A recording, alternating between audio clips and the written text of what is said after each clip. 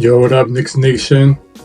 This is Ryan from Top 10 Knicks coming at you live. Wanted to talk about this massive trade that just happened with the Knicks trading for Karl Anthony Towns, yo. The Knicks trade Julius Randle, Donte DiVincenzo, and a 2025 first-round draft pick from Detroit, top 13 protected, for Karl Anthony Towns. Let's get into this and discuss why the Knicks made this trade. So, for those in the know, this trade has been rumored and in the works for a long time. Shout out to CP from Knicks Fan TV.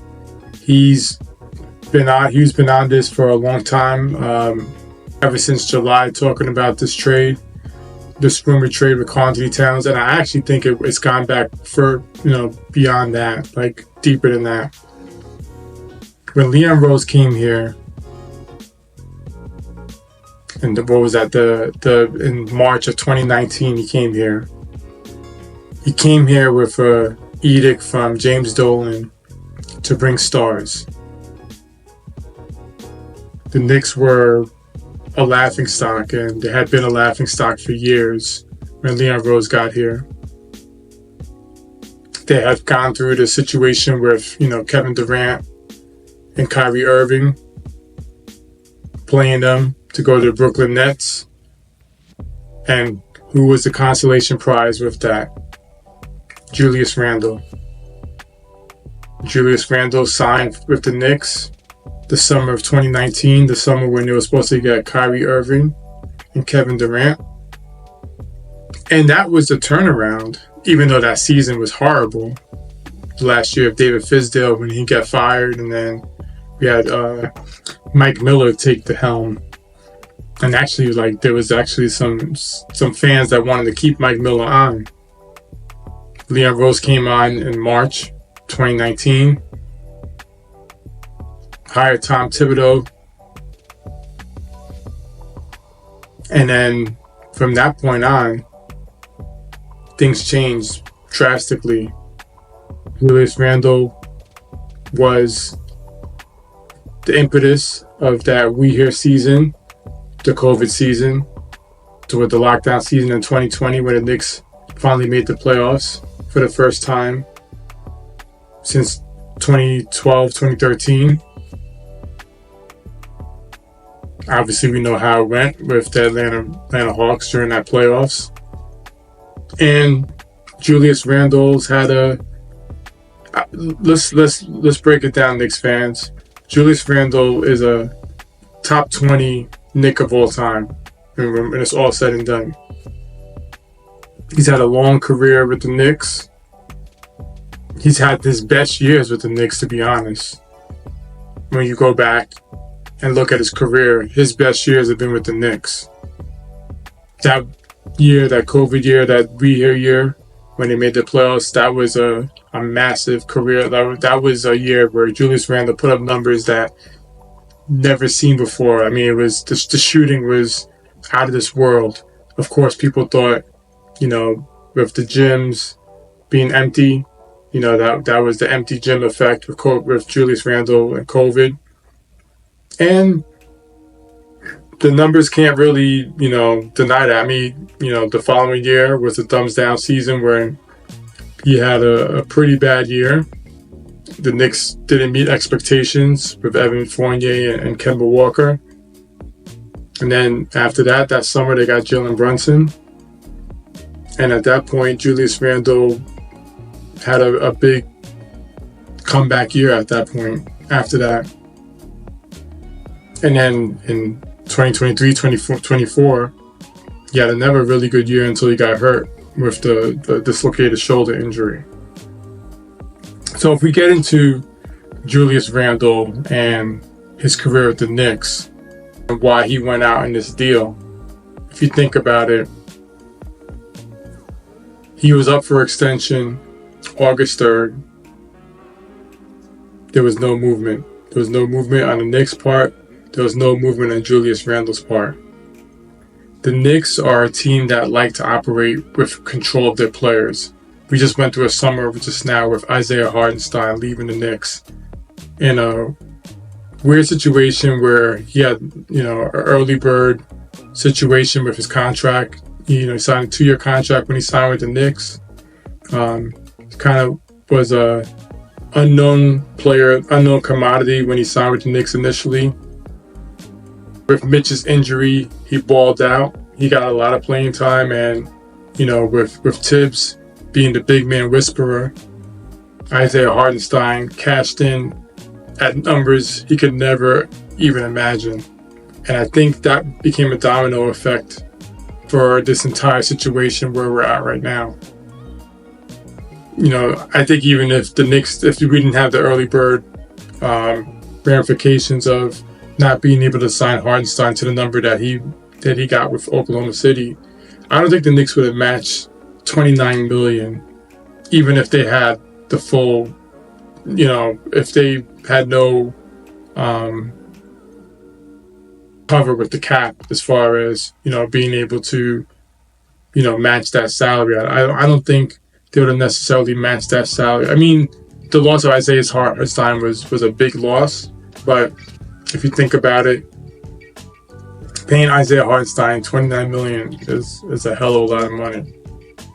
But that created a domino effect, because then you're stuck with Mitchell Robinson, who, Mitchell Robinson has his skill set, which is elite in some areas, but then if you think about it, Mitchell Robinson can be played off the floor. I mean, when you go against the Boston Celtics and you got Kristaps Porzingis out there shooting at the 3-point line, Mitchell Robinson can't get out there anymore to guard that. So if you're looking to beat the Boston Celtics and to capture that Eastern Conference title, Mitchell Robinson being that center and the way he plays, with his offensive liabilities, he's not the dude, necessarily to be out there. And then you can factor in his injury history and now what's happening with him right now. He's kind of not that dude, basically. So, getting back to the Julius Randle element of this, I think the Knicks looked at this. Julius Randle is a player that his value to the Knicks was higher than his value to other teams around the league. Whenever teams around the league look at Julius Randle, they see a nice player, but he's coming up for a contract. He's about to be 30 years old, turn of November, I'm sorry. And he's kind of in a tricky spot here. He's in a tricky spot, as far as opting out, not opting into that option year in his contract. He can get out there next summer, and it could be a similar situation as DeMar DeRozan, where it may not necessarily be a lot of teams banging down his door to pay him a lot of money, because what Julius Randle's thinking that he demands, he's looking at out there, he's looking at play, obviously he's looking at OG Anunoby. The counting stats he puts up is better than OG Anunoby, so he's thinking like OG Anunoby got $42 million. I should be in that range at least, if not more. He's not getting that from any team, because Julius Randle is kind of a throwback power forward. And I think that's a big part of it too, talking about 5 out, playing, and I was a big component of this, playing Julius Randle at the 5. And I still think there was merit to this where it could have worked, but if you think about it, Julius Randle's not the greatest 3-point shooter in the world. His game relies a lot on physicality. That injury he suffered, and we still have no idea if he's cleared or not to play going into training camp. That injury he suffered with his shoulder injury, there's a question mark if he's going to be able to play with the same physicality that he played with really last season before he got hurt. And that's kind of what, when he went back to that bully ball and he went back to just being dominant in the paint and being that battering ram going to the rim, that's when he's at his best. Even Tibbs says when Julius is at his best, he's a battering ram to the rim. And if he can't play like that anymore, and he's a mediocre at best 3-point shooter. So he's not a threat for the 3-point line. He doesn't bend the defense from there. Teams want him to shoot the three. So if we look at all of that, and then obviously his defensive liability on top of that, do you want to pay him upwards in the 30, 35, $40 million? And his plus 30, he's 30, going to be 30 in November. Talking about signing him to a four-year deal, going on to 34 years old. He's going to be a guy that's not going to be easy to trade at that point. I mean, he's going to be very, very difficult to trade. I think the Knicks looked at all of that, and they don't want to be in a situation they were again with what they were with Isaiah Hartenstein. They don't want to be in a situation where they don't have control. The Knicks are a team that love to be in control of players. They like to have team control. They like to be able to map things out systematically year by year and analyze and see where they're at. Brock Aller is a mastermind with the cap. And I think that's a big part of the game plan for the Knicks moving forward, to be able to predict and analyze and see where they're going to be at. So we take all that into consideration. I think the Knicks, rumors have it that they were shopping Julius Randle. They knew they had to make a move with Julius Randle. And then we get into the Karl Anthony Towns part of it. Why Karl Anthony Towns? So let's step back. We'll talk about Julius Randle again. What does Julius Randle mean to the Knicks? Julius Randle, we went through the history. He has been a major cog in this team. Say what you want about playoff performances, his mercurial, attitude throughout the years. This dude has been,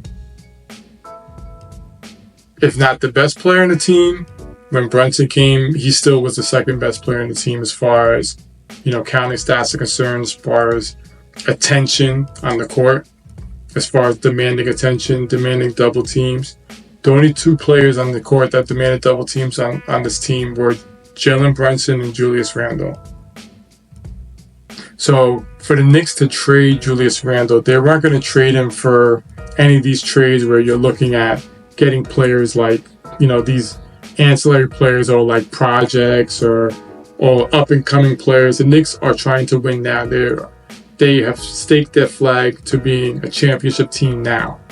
So they're not going to trade Julius Randle for a project or, someone that's up and coming that, the potential is he's going to be this big time all-star. No, they weren't going to do that. They were going to trade Julius Randle for a known commodity.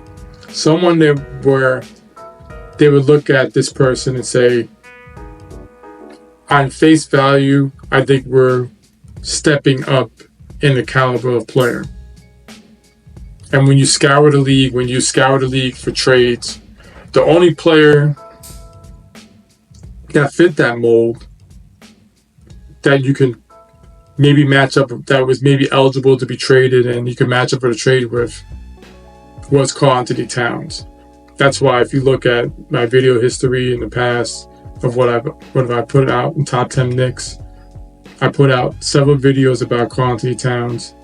Not that I was advocating for a Karl Anthony Towns trade per se, but I knew that when you're talking about possibly trading Julius Randle, that was the type of player that the Knicks might covet in a possible Julius Randle trade.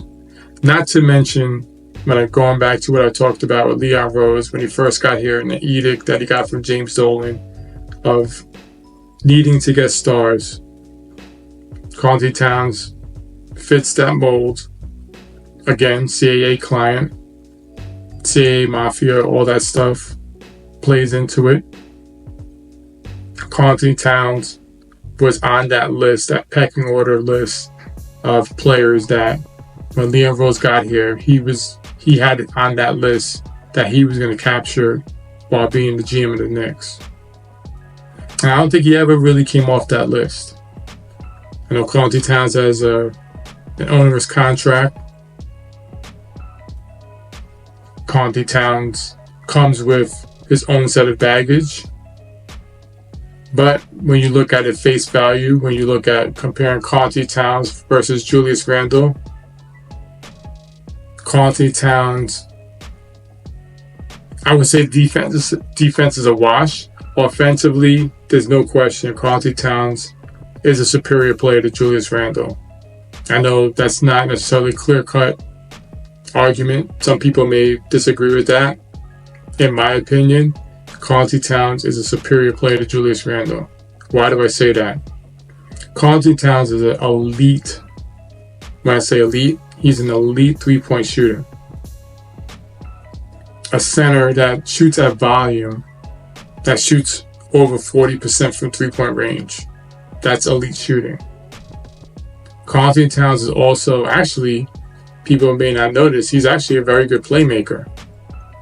Karl Anthony Towns off the dribble has court vision. He has court vision to see open guys and see passing lanes, and he actually creates plays, offensively. And the threat of him shooting the three makes him more of a threat off the dribble. And not only that, he can put the ball on the floor and he can pass. Not that Julius Randle can't, but Julius Randle doesn't bend the defense from the three-point line. So the Knicks can truly play 5-out with Karl Anthony Towns. Of course, there's drawbacks to Karl Anthony Towns. But let's just focus on the positives. So the Knicks weren't going to trade Julius Randle unless they got someone that they knew they weren't going to lose a step offensively. They knew Julius Randle was a liability defensively, even if they get another player that's a liability defensively. If you're talking about now having to replace, you have a gap at the center position with Isaiah Hartenstein gone, now Mitchell Robinson being hurt. The Knicks weren't comfortable. I feel like they weren't comfortable necessarily playing Julius Randle at the 5 because it's not a traditional 5. When you're going against teams like the Celtics, Julius Randle's not going to be able to go out and guard Porzingis. Then he's also going to have difficulty going out and guarding a guy like Jason Tatum or Jaylen Brown. Karl Anthony Towns, at least, he's not going to be quick on his feet. He's not going to necessarily maybe go out and guard Porzingis either. He's not going to be able to switch and guard Jason Tatum or Jaylen Brown, but he can make you pay hard at the other end. Not that Julius Randle can't, but I think the way Karl Anthony Towns makes you play, it's a better fit for the Knicks. It's a better fit for Jalen Brunson. And I think that's a big part of the analysis of this deal. So let's get into the Donte DiVincenzo aspect of this. Why did the Knicks include Donte? Well, I think, let's look back. When Donte first came to the Knicks as a free agent, it was actually between the Knicks and the Timberwolves where he was mulling his options, and he chose the Knicks. The Timberwolves were hard after Donte, and the Timberwolves weren't going to make this deal with Mitchell Robinson in the deal. The Wolves don't need Mitchell Robinson. The Wolves have Rudy Gobert as the center. Why would they need Mitchell Robinson? I know the Knicks would have loved to have done a deal with just Randle and Mitch for Karl Anthony Towns. That wasn't going to happen unless there was a third team involved. And now that Mitch is hurt, that probably wasn't going to happen. So the only way they were going to facilitate this deal was to include Donte. And then why did the Wolves make this deal? That's one simple. The Wolves are over the second apron. And my video about Mikal Bridges and if he is going to extend talks about the second apron. It actually goes into detail about the penalties of being in the second apron, which actually the Knicks are very close to being right now with making this trade. They're a little bit under. But the Knicks are going to have to think about this too. But the Wolves are going through a change of ownership or an ownership battle right now. And I think either side of the ownership battle knew they had to shed money. Although the Wolves, they went to the Western Conference Finals last year.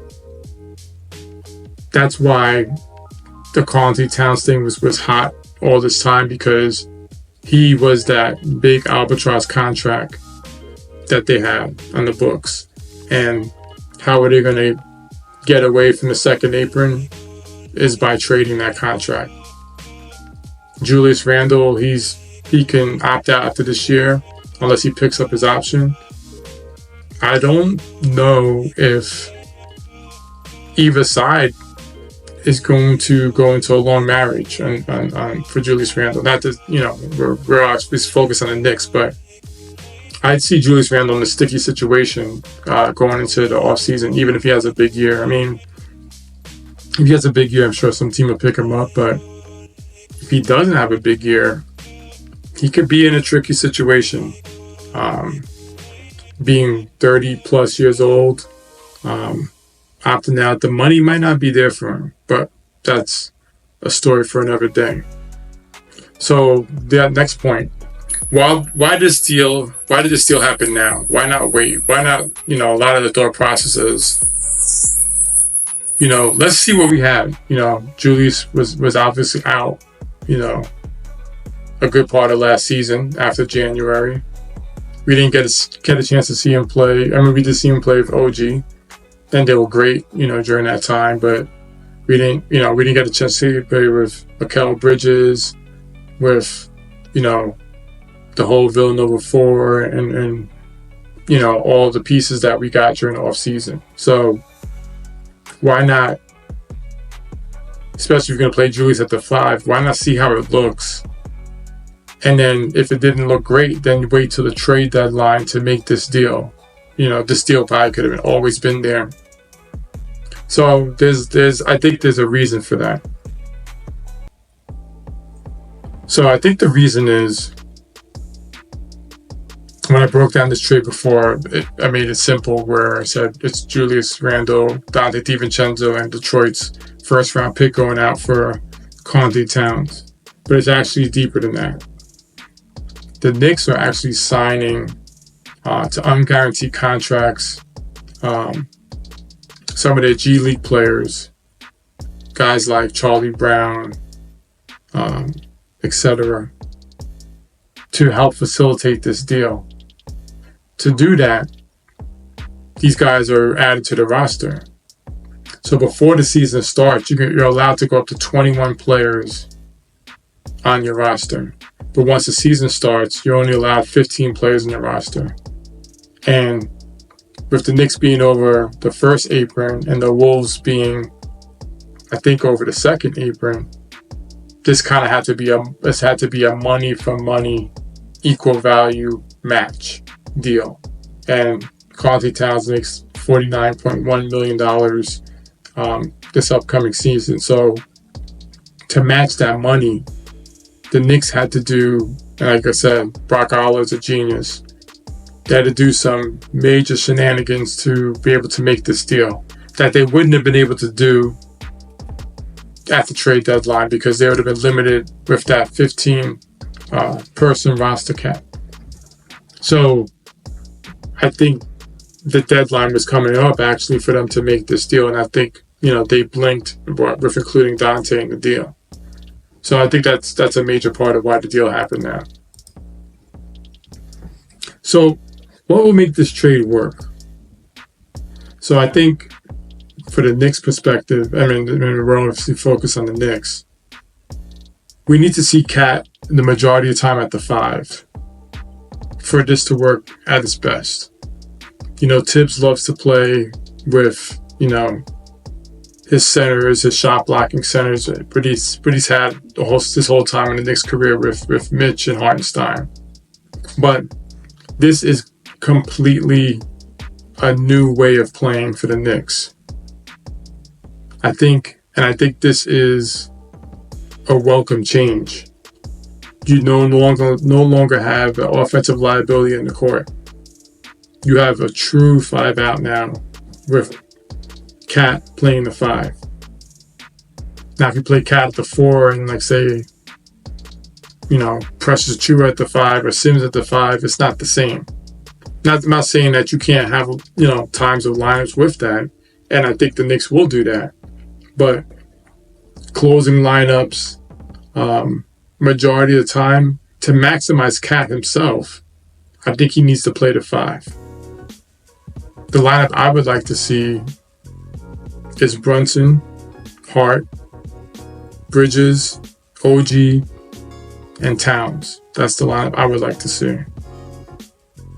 I could see Tibbs going, maybe saying he wants to keep Hart on the bench to keep his bench firepower up because we lost some depth now without DiVincenzo, and starting Precious at the 4, which now you can get away with more because you have Karl Anthony Towns, Cat at the 5. So, Precious will be playing the nominal 5 on defense. And, offense, even though he might be occupying the paint and be, the dunk-off guy, but you still have Cat at the 5, spreading the court, and then all the other guys on the court. So that could work too, but I would love to see more of Hart playing with this group to really get the best out of it. The other part, I think, what will make this trade work, I think actually now the Knicks match up better with Boston and Philly. Like I was saying before about Julius Randle and being able to get out. Is he going to be a threat to Porzingis guarding? Is he going to be able to get out and guard Tatum and Brown?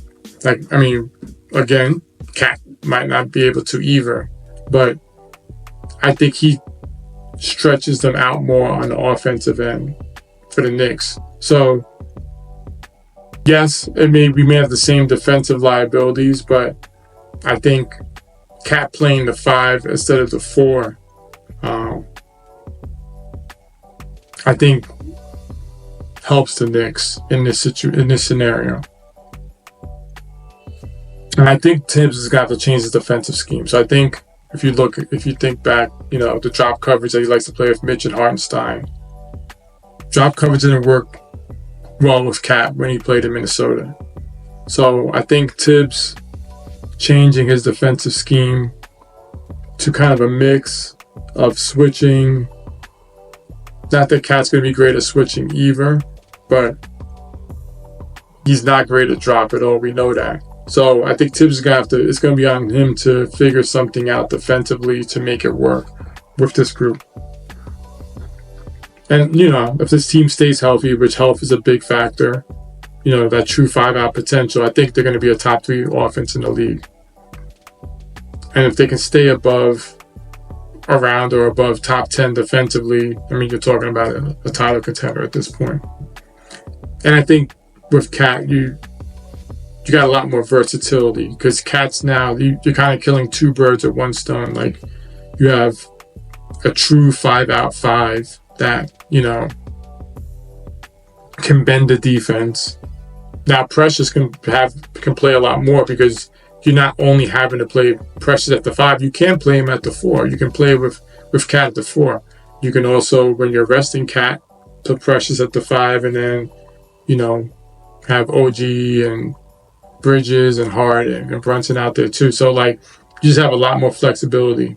Sims as well. You have a lot more flexibility with lineups, and guys aren't pigeonholed into necessarily one thing with Cat. Whereas with Randle, I think the problem with Randle is yes, he can play the 5 offensively, but he can never play the 5 defensively. Whereas Cat can play the 5 offensively and defensively.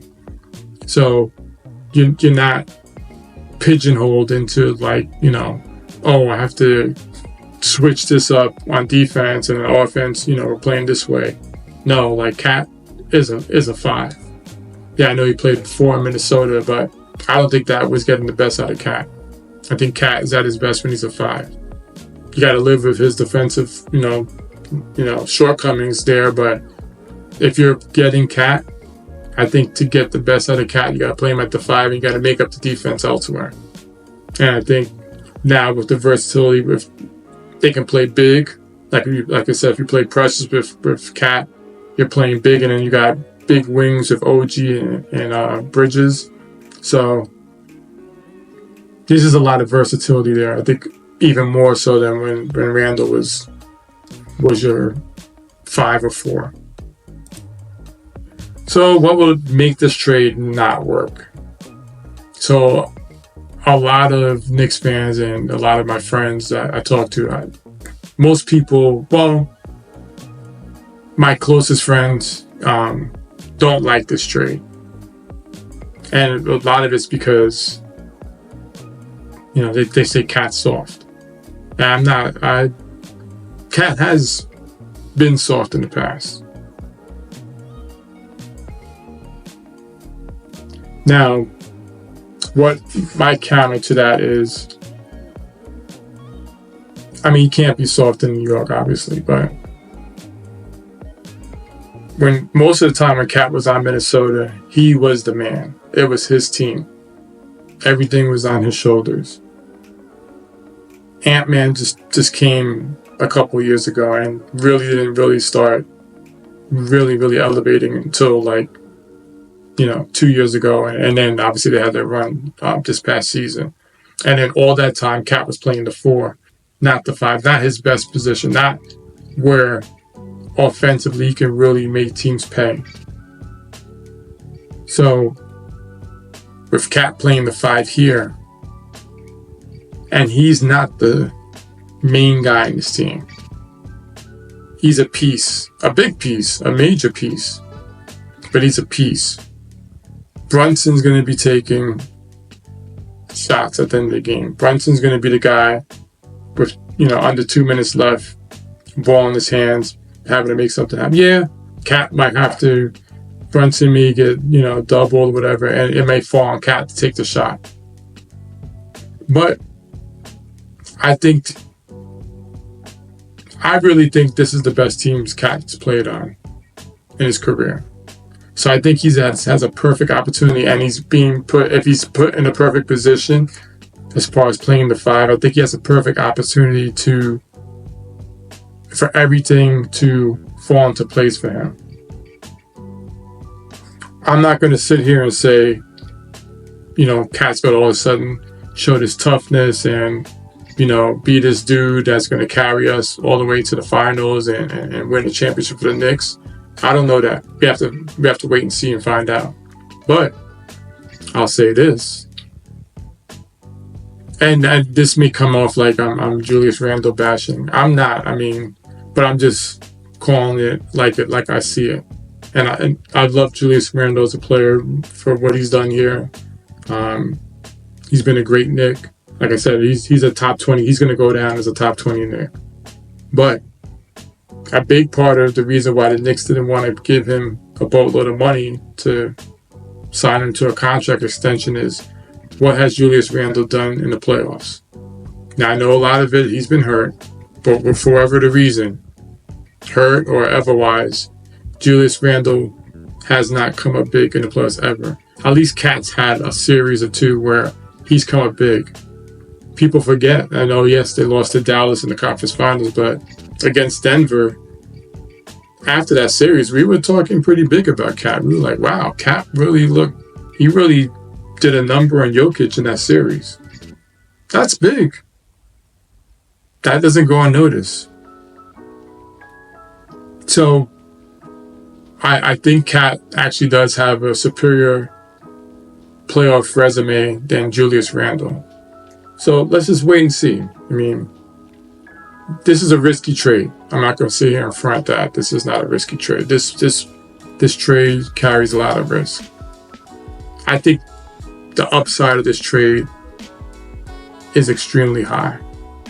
I thought the Knicks were a championship contender beforehand, but I think the Knicks are truly a championship contender if everything falls into place right now. But the downside is pretty bad.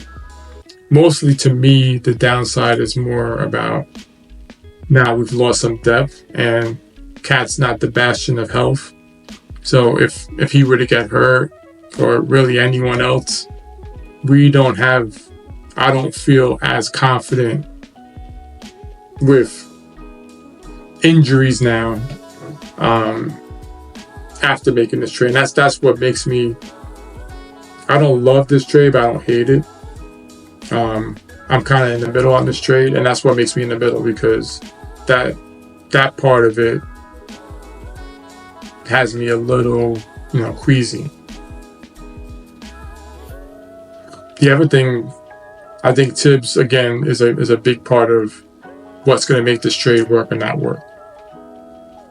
Tibbs has to be flexible and lean into maximizing the talent on this roster.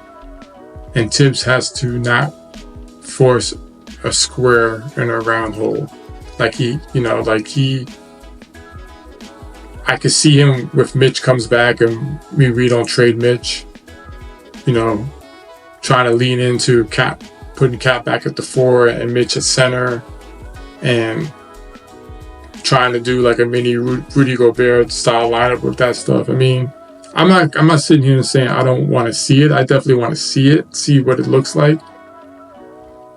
But in the long run, I don't think that's going to be the best way for the Knicks to maximize what they have going on. So I think Tibbs has to lean into maximizing the talent of this team. Again, another thing about this trade working or not working is the Knicks going to have to look and be able to deepen their bench again. I know we got picked up guys like, Shamit and Marcus Morris. And, we got, dude from Philly. But, and then, so we got the rookie Tyler Kolek, as point guard. And I actually like to see him play. Also, I think another thing about this trade is they're making a big bet on Deuce, which I love. I'm a big Deuce man. I love Deuce. Deuce is my man, so I like to see him. I think he's going to surprise some people. I think him getting, a lot of playing time this year. Not that Donte was huge. I think he can make up a decent amount of what Donte, what we're losing in Donte. So I'll say that. But then after Deuce and after Precious, we're starting to kind of, how much do you want to see a Marcus Morris? How much do you want to see a Landry Shamet? Like I said, Cameron Payne and Tyler Kolek are going to be a battle for the backup point guard. So, let's see the bench. The bench is not, before this trade, we were talking about we got one of the best benches in the league. Now, not so much. You're probably middle of the pack. And then the other thing is the defense.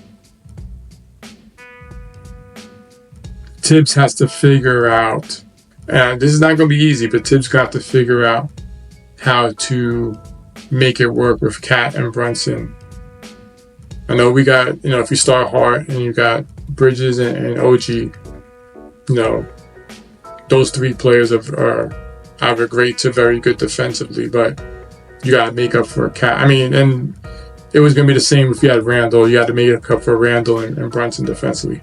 Brunson, I'm not necessarily as worried about. Brunson tries hard. He takes charges. So he does things where, he's not going to be you can't, you put him on Tyrese Maxey, he's going to get toasted, but he tries hard, and we obviously know the value of Brunson, so there's that. But Cat's gonna have to be decent, at least on defense. Be passable. Not be a sieve on defense. And Tibbs got to figure that out. I mean, and on Minnesota, he wasn't. He was actually decent to pretty good on defense this past year. Tibbs is going to have to get that cat on defense to make this thing work. So, are the Knicks done yet? At this point, I could never say the Knicks are done after a trade like this and what we've seen this offseason. Yes, they're approaching the second apron, which limits what they can do. But I'll never sit here right now and say the Knicks are done. Mitch is a big part of this. Like, we'll get into Mitch here. I think the Knicks obviously have to know that Mitch is a big question mark of his injury history. Yes, we know what he provides when he's healthy. Is Mitch ever going to be really 100% healthy again?